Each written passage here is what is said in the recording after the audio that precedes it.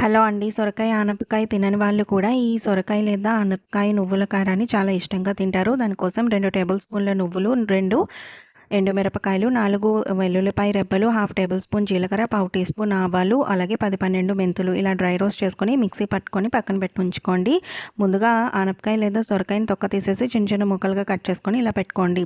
ఇప్పుడు కర్రీ చేయడానికి స్టవ్ పైన ఇలా పాన్ పెట్టుకొని ఆయిల్ హీట్ అయ్యాక ఆవాలు, జీలకర్ర, సాయి మినపప్పు, అలానే ఇంగువ, పావు టీ స్పూన్ పసుపు, వెల్లుల్లిపాయ రెబ్బలు, 2, 3 ఎండుమిరపకాయలు, ఒక రెమ్మ కరివేపాకు ఇలా యాడ్ చేసుకున్నాక మనం కట్ చేసి పెట్టుకున్న సొరకాయ ముక్కలను కూడా యాడ్ చేసి ఉప్పు, అలానే ఇలా కారం, పసుపు ఇవన్నీ యాడ్ చేసుకొని వాటర్ అంతా ఇంకిపోయేంత వరకు ఇలా ఫ్రై చేసుకోండి. ఇలా వాటర్ ఇంకిపోయాక ఒక చిన్న కప్తో మిల్క్ని యాడ్ చేసుకోండి. మిల్క్ కూడా ఇంకిపోయాక మనం ముందుగా చేసి పెట్టుకున్న నువ్వుల కారాన్ని కూడా యాడ్ చేసేసి ఇలా ఆయిల్ పైకి తేలేంత వరకు ఉంచుకొని సర్వ్ చేసేసుకోండి. చాలా టేస్టీగా ఉంటుంది. Bye, take care.